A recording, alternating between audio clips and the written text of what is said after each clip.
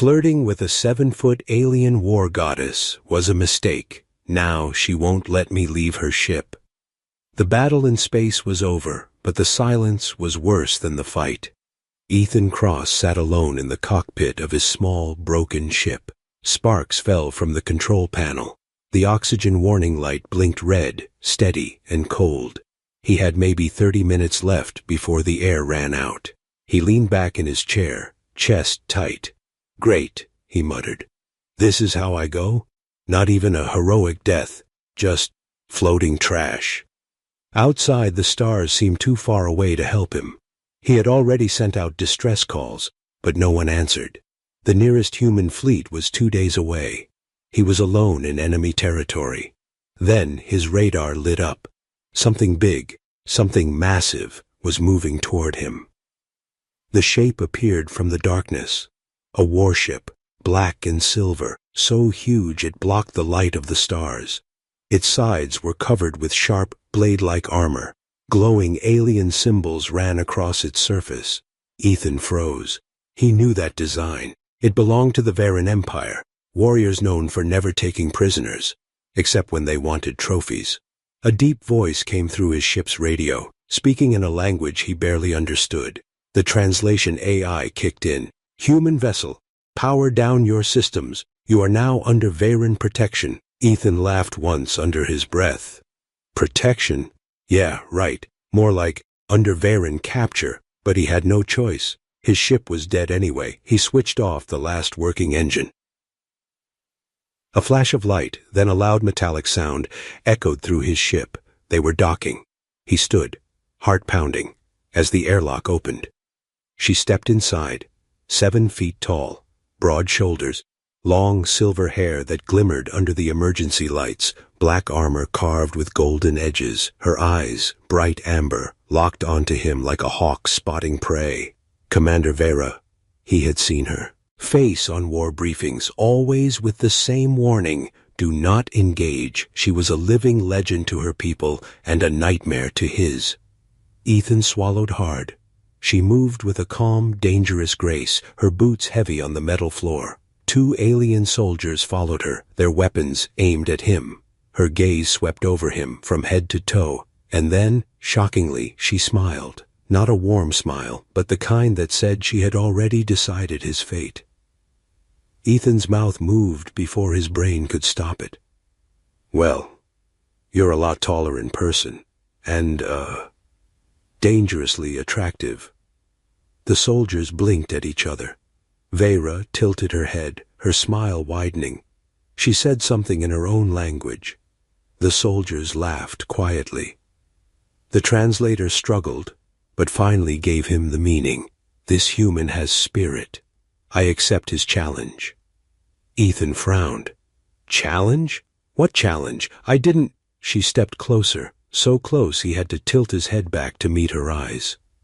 "In my culture," she said slowly, her accent sharp, "words like yours are not for strangers. They are for potential mates." Ethan froze. "Wait, no, that's not— I wasn't—" Her hand came up, touching his chin lightly, tilting his face toward hers. "Too late, little human."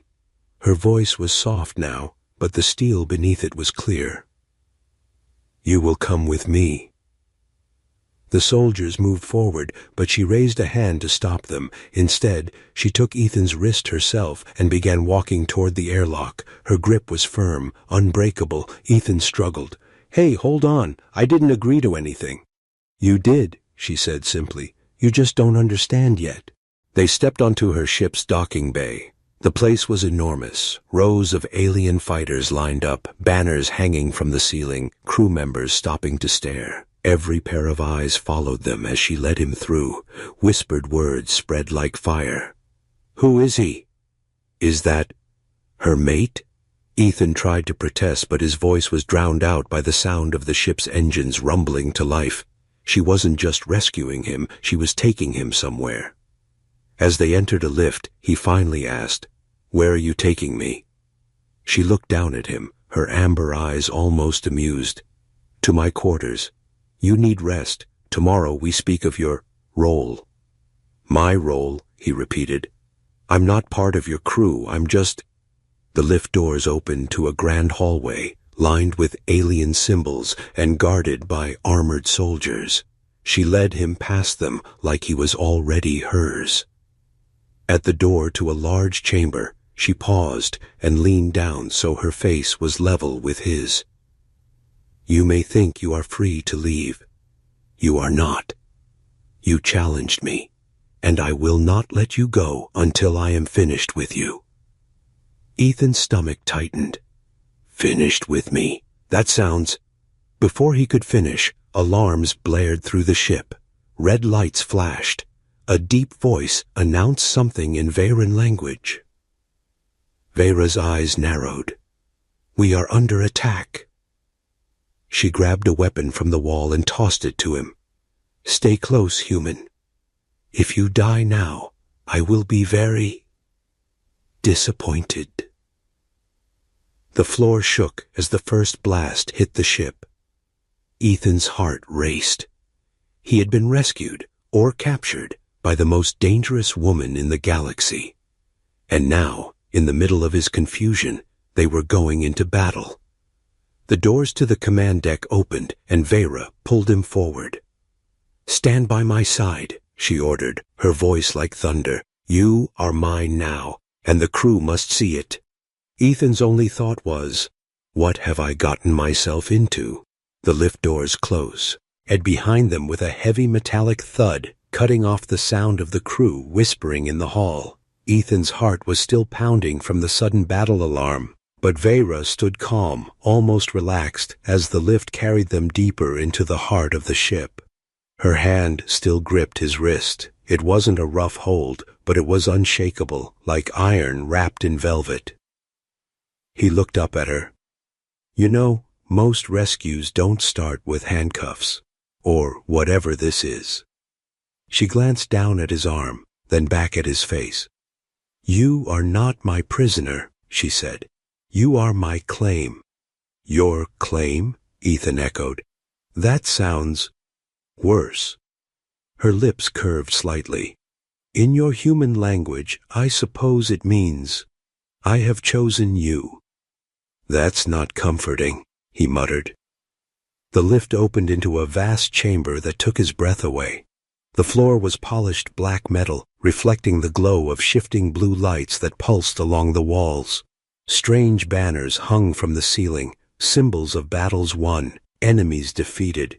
Crew members lined the sides, their heads bowing slightly as Veyra passed, and they all stared at him. It wasn't a casual glance. Their eyes followed him like he was some rare animal, valuable but out of place. He caught whispers again, too low for his translator to catch. Veyra led him through until they reached a set of tall double doors carved from silver-white metal. Guards in heavy armor stood on either side, saluting as she approached.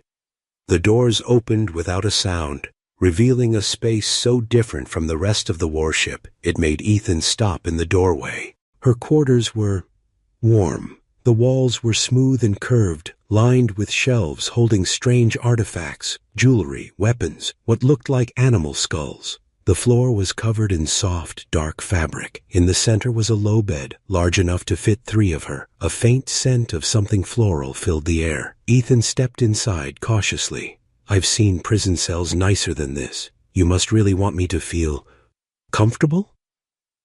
Veyra removed her armor piece by piece, setting it on a stand near the wall. Underneath, she wore a close-fitting dark tunic, her movements precise and unhurried. You are not here to be comfortable, she said. You are here because you challenged me. He sighed. We're back to that again. It wasn't a challenge. It was a joke. You know, humor? Humans do that when they're about to pass out from fear.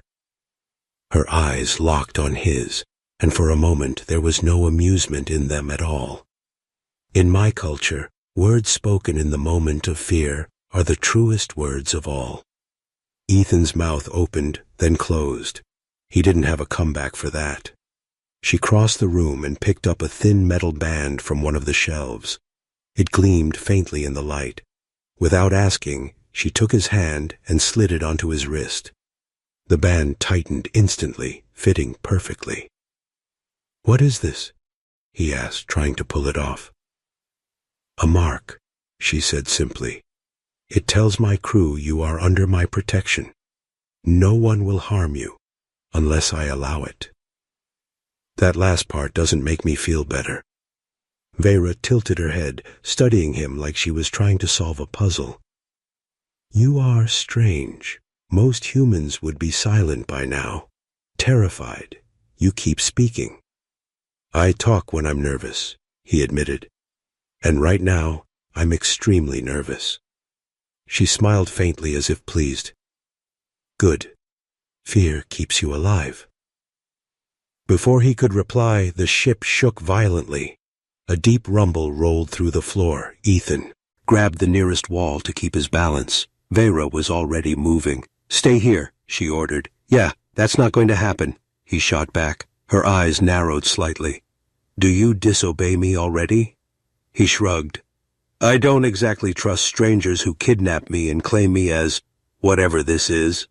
Another blast shook the ship. The lights flickered. Somewhere far off, alien voices shouted orders. Vera stepped closer until she was towering over him. "Then come," she said at last. "But you will stand at my side, always." He didn't like the sound of always, but before he could argue, she had already grabbed a weapon from the wall and shoved it into his hands. It was heavier than it looked, and the alien design made it awkward to hold. They left the quarters and moved quickly down the hall. Crew members stepped aside, giving Vera space, but every one of them glanced at Ethan. When they reached the command deck, the room exploded with motion. Crew at consoles, holographic displays showing enemy ships closing in. A massive view screen at the front showed the stars shifting as the Veyran flagship turned to face its attackers. Vera strode to the center, Ethan right behind her. "Status," she demanded. "3 enemy cruisers," an officer reported. "They are faster than expected, shields at 70%. Vera's eyes burned like fire. "Bring us to ramming distance." Ethan's head snapped toward her. "Ramming distance? That's insane." She ignored him, raising her voice so the entire deck could hear. "And bring the human forward." Every head turned. Ethan felt dozens of alien eyes lock on him. "This is the one who dared to challenge me," Vera said. "Let them see who stands beside their commander." Ethan's mouth went dry. He had no idea what she was planning, but judging by the way the crew's expression shifted from surprise to something like respect, it was about to get dang. "Eris." The deck shook violently as the first enemy shots slammed into their shields. Vera's voice cut through the noise like a blade. "Hold your ground," she commanded. Then to Ethan, in a quieter tone, "Watch closely, little human. You are mine now, and my battles are your battles." Another explosion rocked the ship. Ethan tightened his grip on the weapon, his pulse racing. And for the first time, a dangerous thought crept into his mind. Part of him wanted to see what she could do. The enemy ships loomed closer on the screen, their weapons charging. Vera's lips curved into that same dangerous smile. "Now," she whispered, "you will see why they call me the War Goddess." The enemy cruisers closed in fast, 3 massive shapes cutting through the black ocean of space. Their hulls glowed with shifting crimson light, each movement like the breathing of some mechanical beast. On the Veyran flagship's command deck, everything was alive with motion. Officers shouting updates, holographic maps spinning, the hum of power surging through the floor. Ethan stood awkwardly beside Vera, clutching the alien weapon she'd given him. He had no idea how to use it. The ship rocked hard as a beam of energy sliced past their shields. Sparks showered from one of the consoles. The crew didn't flinch, they'd seen worse. But Ethan's heart hammered like a drum. Vera didn't look nervous. She stood at the center like the captain of a storm, her amber eyes locked on the enemy ships. She lifted one clawed gauntlet and pointed toward the forward view. "Target their engines," she commanded. "Make them crawl." "Aye, Commander," one of her officers replied in Veyron. Ethan took a step closer to her, his voice low so only she could hear. "You're going straight at them. Shouldn't we be? Oh, I don't know. Running?" Her lips curved into a slow smile. "I do not run." The ship's thrusters roared as they accelerated, closing the distance between them and the nearest enemy cruiser. Ethan watched the scale of it grow on his screen until it filled his vision entirely. "They're charging weapons," an officer called. "Shields to full," Vera ordered. "Brace for impact." A violent blast hit them head-on. The deck shuddered so hard Ethan almost lost his footing. Vera reached out without looking, steadying him with one large hand on his shoulder. "You are safe," she said simply. He stared at her for a moment, this towering warrior who barely knew him, yet acted like losing him was not an option. The flagship's forward cannons fired. The sound was a deep, resonating thump that seemed to vibrate in his bones. The energy bolt struck the enemy cruiser's flank, exploding in a brilliant flare of blue and white. One hit, two, three, and the enemy ship's outer armor began to crack. "They're diverting power to shields," an officer warned. "Then break them," Vera said coldly. Ethan felt the tension on the deck. Every crew member moved like part of a single living organism, each trusting Vera without question. It was the kind of loyalty he'd never seen before, and it unsettled him. The ship jolted again, and a panel near the far wall exploded in a shower of sparks. 2 crew members went down. Instantly, Vera barked an order, and medics rushed forward. Then, without warning, the enemy's second cruiser swung into view, coming from their blind side. "They're trying to flank us," an officer shouted. Vera's voice was sharp. "Helm, rotate 90 degrees, broadside position. Weapons, target the flanker. Fire at will." The maneuver threw Ethan against the railing. Vera caught him again, this time gripping his arm. "Stay with me." He nodded, his throat dry. The broadside cannons opened fire, unleashing a torrent of burning plasma. The second cruiser's shields flared bright, then shattered. The impact tore into its side, sending chunks of molten metal spiraling into the void. Enemy engines fav. "The third ship. It's charging a superweapon." The screen lit up with the glow of the weapon powering up. Ethan had no idea what it was, but every instinct told him that if it fired, they'd be dead. "Evasive maneuvers won't be enough," an officer said. Vera's eyes narrowed. "Then we strike first." She turned to Ethan. "You wanted to understand what it means to stand beside me? This is it. Watch." She raised her voice to the crew. "All power to forward cannons. Overload if necessary." The weapons officer hesitated. "Commander, overloading risks." "Do it," she snapped. The lights on the deck flickered as power drained from non-essential systems. The air hummed with raw energy. The forward cannons glowed white-hot, and Ethan could feel the heat even from across the room. Fire! The blast tore through space like a spear of pure light. It hit the third cruiser dead center, piercing its weapon core before it could fire. For a heartbeat there was silence. Then the ship erupted in a massive explosion, fragments scattering like burning meteors. Cheers erupted across the deck. Vera didn't cheer. She simply lowered her arm and exhaled slowly, her gaze still locked on the wreckage. The battle was over. The Veyron flagship floated in the debris field, victorious. Ethan let out a shaky laugh. "Okay, I see why they call you the war goddess now." She finally looked at him, a faint smirk on her lips. "And now you understand why leaving my side is not an option." Before he could reply, a voice cut in from the comm system. It spoke in Veyron, fast and urgent. Ethan couldn't understand, but he saw Vera's expression change, her smirk fading into a cold, unreadable mask. "What is it?" he asked. She turned toward him slowly. "We are returning to my homeworld," she said. "You will meet my family." Ethan blinked. "Why do I feel like that's more dangerous than the battle? We just fought." Her eyes glittered in the low light. "Because it is." Cliffhanger. The flagship's engines roared to life, turning away from the battlefield. On the distant horizon, a massive planet came into view, covered in silver oceans and jagged mountain peaks. Somewhere down there was Veyra's family. And a new kind of war Ethan wasn't ready for. The Veyran flagship sliced through the void like a blade, heading straight for the massive silver-blue planet that now dominated the view screen.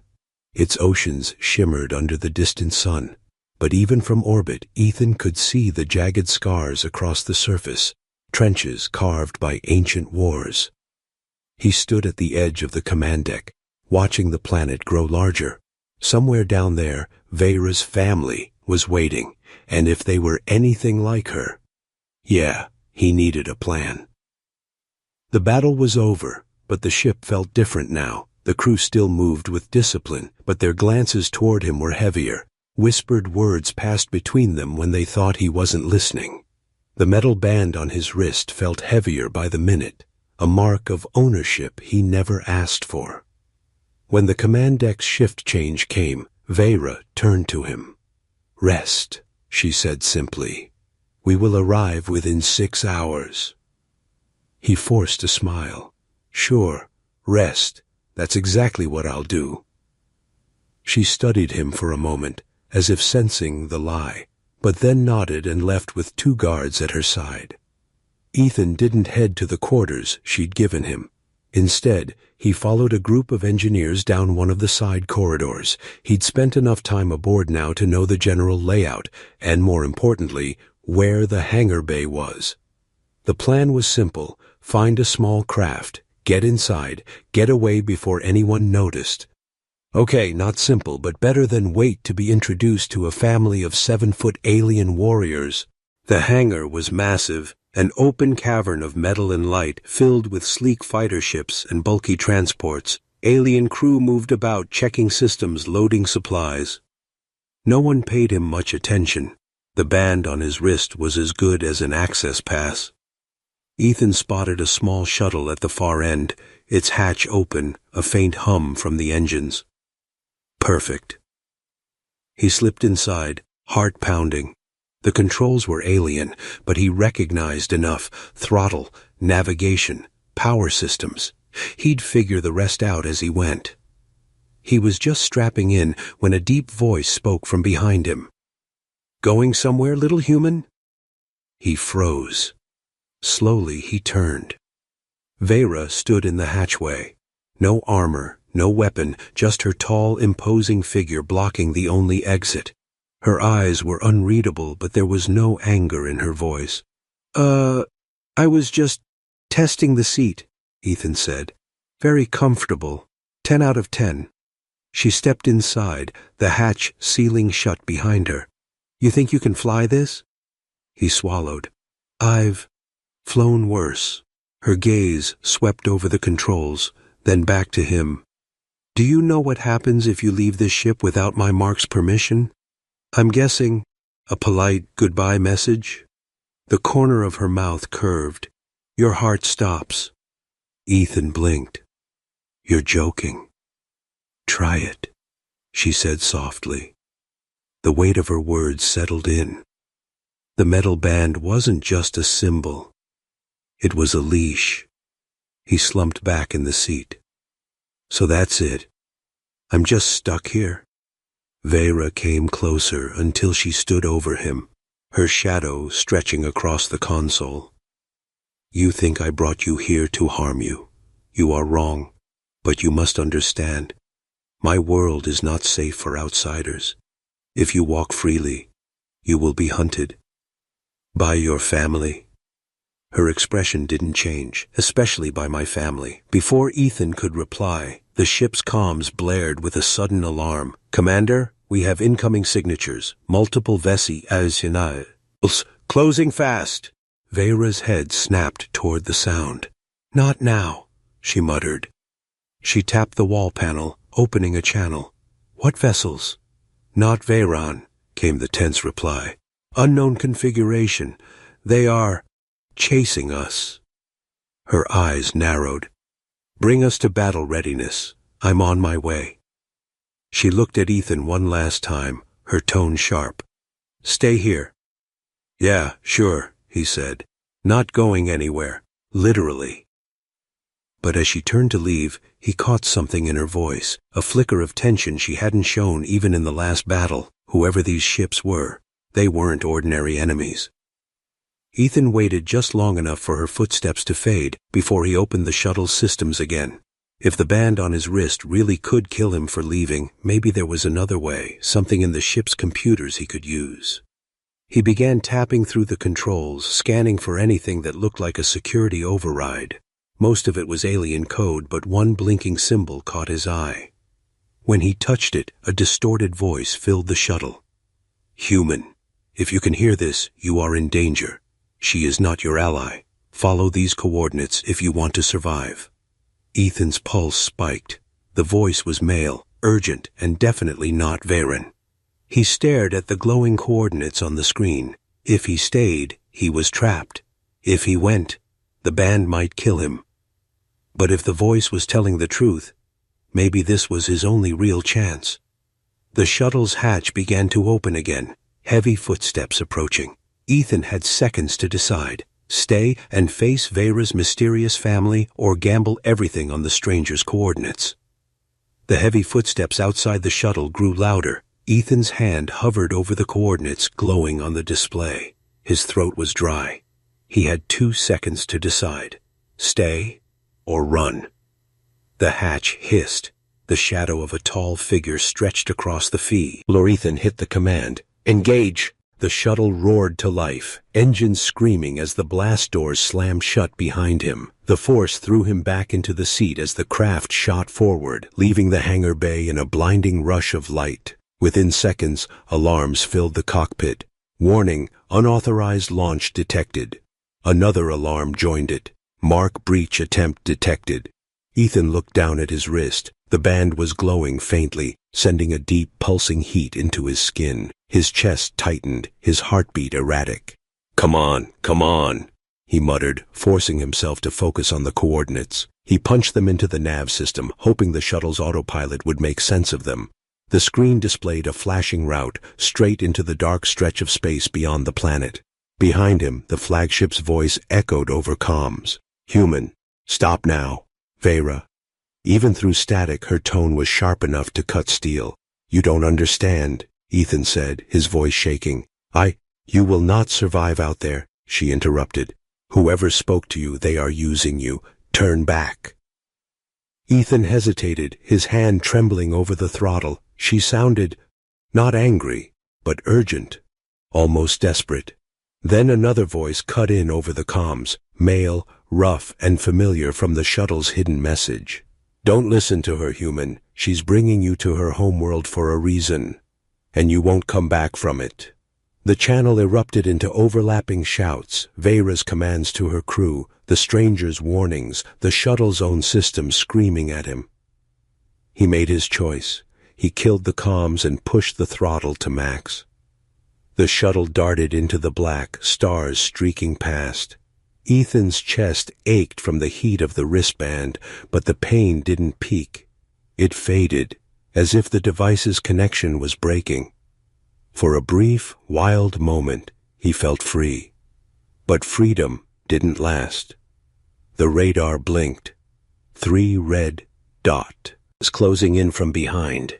Ethan swore under his breath. The stranger's voice came again, not through comms this time, but directly from the shuttle's system. "They'll catch you if you stay on course. Adjust heading 3 degrees starboard, down 15. "Why should I trust you?" Ethan asked aloud. A pause. Then, "Because I'm the only one who can take that thing off your wrist." Ethan didn't need more convincing. He yanked the controls, the shuttle dipping sharply. Behind him, blue plasma fire lit up the darkness as the Varen pursuit ships missed their mark. The chase became a blur. Ethan weaving between debris fields, skimming the edges of asteroid clusters. The stranger guided him through each maneuver like he'd done this 100 times. But the Varens didn't give up. One ship swung wide, cutting him off. "They'll try to disable you," the stranger said. "When they fire, kill your power for 2 seconds. That's insane. Do it or die." The enemy ship fired. A crackling blue net of energy surged toward him. Ethan slammed the controls, cutting all power. The shuttle went dead silent, drifting like a piece of scrap. The energy net passed harmlessly in front of him. He reactivated the engines, blasting forward before the pursuers could adjust. Finally, the radar cleared. The Veyron ships were gone. Ethan slumped back in his seat, adrenaline making his hands shake. Okay, where are we going? Somewhere she won't follow, the stranger replied. A free port on the edge of the Ashen Belt. You'll be safe there. Something in his voice made Ethan doubt the safe part. As the stars shifted around him, a shape emerged from the dark, a massive, jagged station built into the carcass of an ancient asteroid. Its lights flickered faintly, and strange, alien ships drifted in its orbit. This is it, the stranger said. Ethan swallowed hard. And who exactly are you? The voice was calm, almost smug. The one who used to own the war goddess, before she stole something from me. The shuttle's hatch opened into dim, smoky air.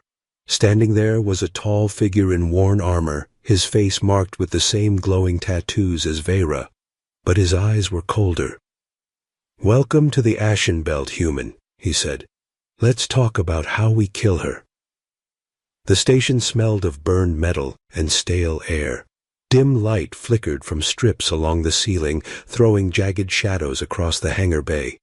Ethan stepped out of the shuttle slowly, eyes darting to the armed guards who had surrounded it. They wore mismatched armor, clearly scavenged from different battles, and each carried weapons that looked like they'd been used. A lot. The tall man who had greeted him strode forward. His armor was scratched and scorched, and the glowing tattoos across his face pulsed faintly, the same eerie blue as the marks on Vera's skin. You've got questions, he said, his voice rough like gravel. You'll get your answers. But first, hand over the control band. Ethan instinctively clutched his wrist. If I take it off, won't it kill you? Yeah, which is why you're going to let me do it.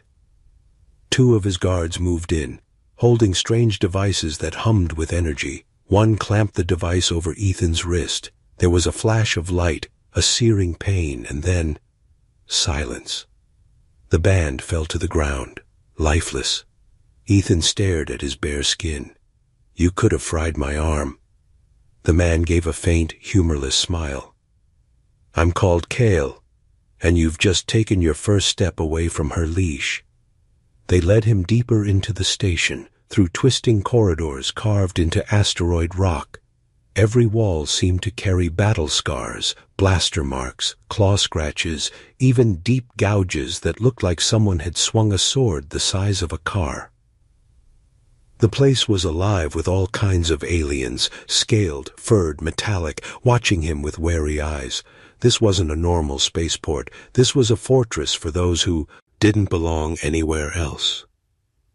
Finally, Kael stopped in a private chamber lit only by a central holographic display. The projection showed the Veyron flagship slowly moving toward its destination. She's coming for you, Kael said. She won't stop. And when she finds you here, she'll burn this station to the ground. Ethan folded his arms. So, what exactly is your plan? You said something about killing her. Kael stepped closer to the hologram. Vera is not just a warrior. She is the commander of the Veyron Royal Guard, chosen to lead them in war, feared across half the galaxy, but she didn't always serve them. He touched the hologram, shifting it to display a different image, a younger Vera standing beside Kael, both wearing the same war armor. She was my second in command, Kael said, and the closest thing I had to family. Ethan frowned. What happened? Kael's jaw tightened. She betrayed me. The Veyron High Council offered her something I couldn't give, power without limits. She took my fleet, my soldiers, everything. And she left me to die. Ethan tried to process that. So this is just revenge? Kael's eyes burned. It's justice. But to get close enough to kill her, I need bait. And lucky me, she's already obsessed with you. The words hit like a punch. Obsessed? She barely knows me. Kael shook his head. You don't get it. Vayrans see life differently. If she's claimed you, she'll fight anyone who tries to take you. That's what we use to draw her in. Ethan stared at the hologram. And what happens when she gets here? Kael's smile was thin. She dies, and you walk free. Something about his tone made Ethan's skin crawl. He was offering freedom. But there was something in his eyes, cold, calculating, that said Kael didn't care if Ethan survived the trap. Before Ethan could reply, alarms blared through the station. A voice crackled over comms. Multiple SAS, hips inbound, Vayran signature. Kael cursed. She found us faster than I thought. He turned to Ethan. You stay here. This is my fight. But before Kael could leave, another voice filled the chamber. It came from the station's comms, loud enough for every soul aboard to hear. Kael, hand over the human, and maybe I let your station live, Vayra. Ethan's heart pounded. She didn't sound angry. She sounded like she already knew she'd win. Kael grinned, but there was no humor in it. Looks like the war goddess has come for her pet. Ethan took a step back. I'm not your bait. Kael's hand shot out, grabbing him by the arm. You are now.